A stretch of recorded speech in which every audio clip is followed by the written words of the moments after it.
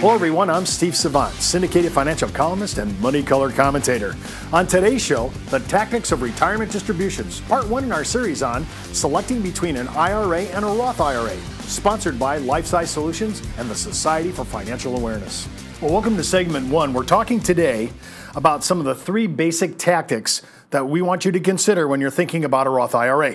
But before we get into that, let's do a small introduction. Every time I think about Roth IRAs or anything else that has a tax advantage to it, I have to look at the tax implications, because sometimes the higher the bracket that you're in and the higher state taxes that you're in, you should look at things that are tax advantage, like a Roth IRA, like an HSA account, like a reverse mortgage, like cash value life insurance. Those are four elements and four ideas and concepts that actually are tax-free if it's done correctly. And none of those four are counted at the Social Security and includable in the provisional income test for taxation on their benefits. So you're really kind of getting two best of both worlds. No Social Security tax on those four items. So let's look at Roth IRAs in light of its actual tax advantage. Then second of all, remember, if we're looking at tax advantages, especially during retirement, if we're not paying taxes on a Roth IRA during retirement, and that means that we've already shifted a lot of our qualified monies, or all of it, all the way over to Roth, we're not paying required minimum distributions, and we're not having that subject to the Social Security tier test, tier 1 and tier 2 test. So you have cash flow just based on using a tactic like Roth IRA, which is, again, a tax advantage and comes out tax-free. So it's really important to look at things in light of your tax bracket. Now, before I go on there, you have to kind of understand where we're at. We're in a progressive marginal tax bracket system. And as we go up in earnings, the tax becomes a little higher. Now, we're right in the middle of the government debating right now how they're going to change taxation for 2018. So I don't know if it's going to happen or not, or they're going to get it done. But I know that we're trying to go ahead and do a complete overhaul of the tax system. Now, when you look at this, every time you look at a tax bracket, you have to find out where is your adjusted gross income. And then if you have some other items that you need to look at, you need to also look at your marginal or your modified adjusted gross income. Those two areas, AGI at the bottom of page 1 on your 1040, line 31. But then on page 2, you'll see your modified adjusted gross to kind of get an idea what area of tax are you in on the federal level. That's the first place I want to go. And of course, are you head of household? Are you married filing jointly, married filing separately? You need to figure out what area you are and what your label is when it comes to federal taxes. I'm always looking at the tax bracket to see, is this a good play?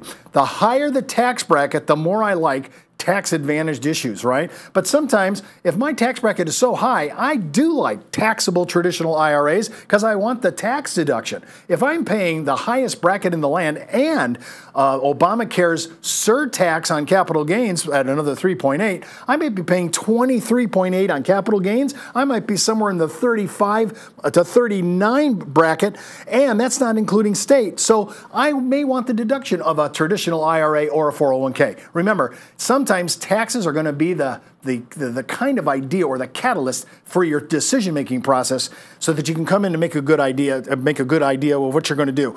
You also want to look at inflation. Remember, inflation is something that is really, it's the power of your purchasing dollar. How much will inflation erode? When you go back in 30 years, if you're going to be online 30 years in retirement, that could happen.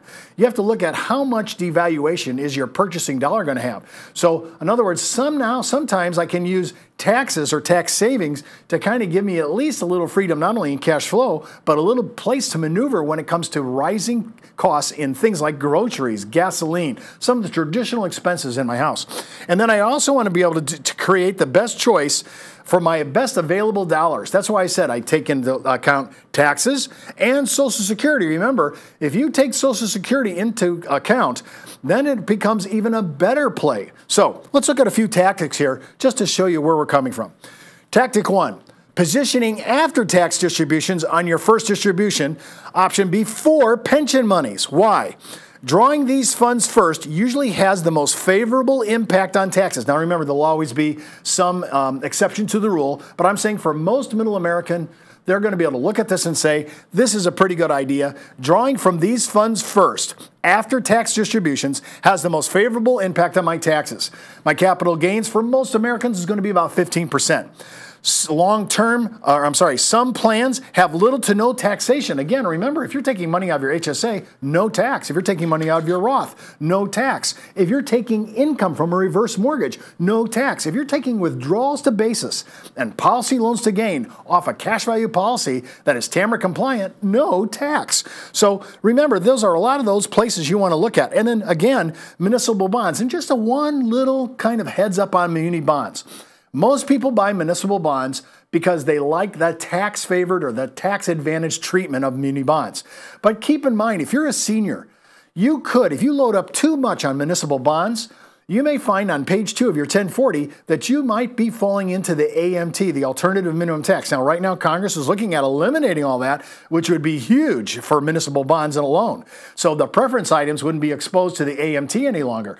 But right now we're paying it, and so you need to keep in mind that municipal bond income, all of it, by the way, flows over to the Social Security provisional income test, and that test then finds out are you going to pay taxes on your benefits at the Tier 1 or Tier 2 level of Social Security. So even though many seniors think I'm buying municipal bonds so that I don't have to pay taxes, it's sad to bring to their attention that it flows over to the Social Security provisional income test and it causes Social Security to be taxed. So heads up on municipal bonds.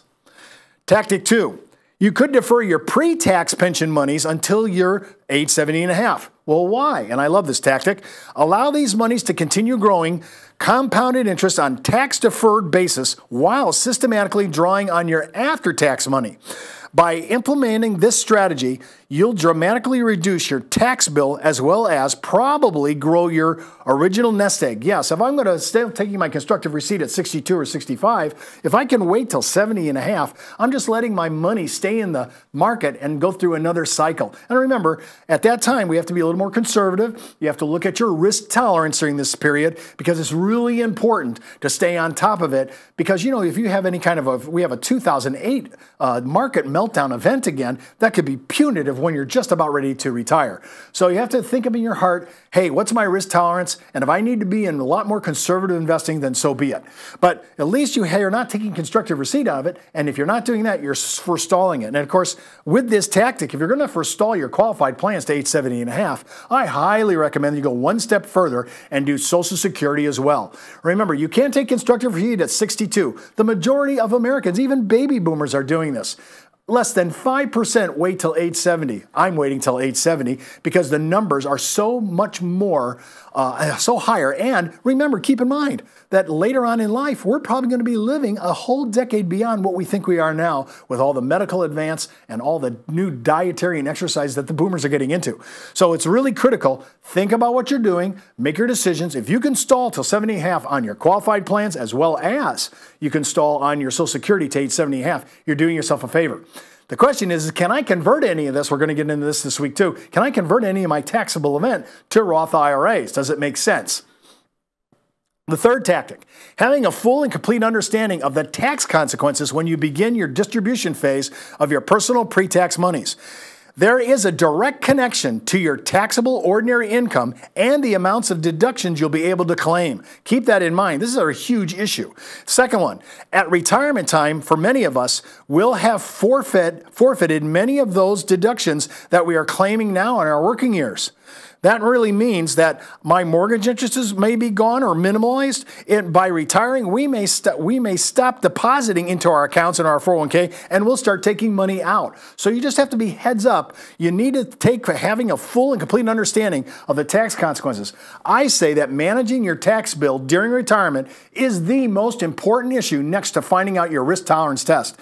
Believe me, if we could manage our taxation on when we take money out, you could increase your cash flow sometimes between 10 and 15% without any market investment. It's just managing your taxes and when you take constructive receipt on certain areas. So I want to look at all three tactics. Which one is the best one? It depends on what's good for you. So whether it's tactic 1, tactic 2, or tactic 3, these three tactics are there for your options so that you can choose Which one works for you? When you're with your financial advisor, he'll walk you through the math. It's really a math and science call. When you look at the timeline and you start looking at things at 59.5, when we can first take constructive receipt of qualified plans, or 62 for Social Security, or if you're waiting for your full retirement age, for some of the boomers, it's age 66. For some of the boomers, it may be even age 67. You just have to look at it. Can you wait till age 70.5? All those are questions that need to be solved, and if you're with a financial advisor, it'll help you decide whether tactic 1, 2, or 3 works for you. Don't forget to watch our next segment on Roth IRAs, part 2 in our series on selecting between IRAs and Roth IRAs. And keep in mind, before moving forward with any of the ideas on the show, always check with your tax consultant, legal counsel, or your financial advisor. You've been watching Steve Savant's Money, the name of the game.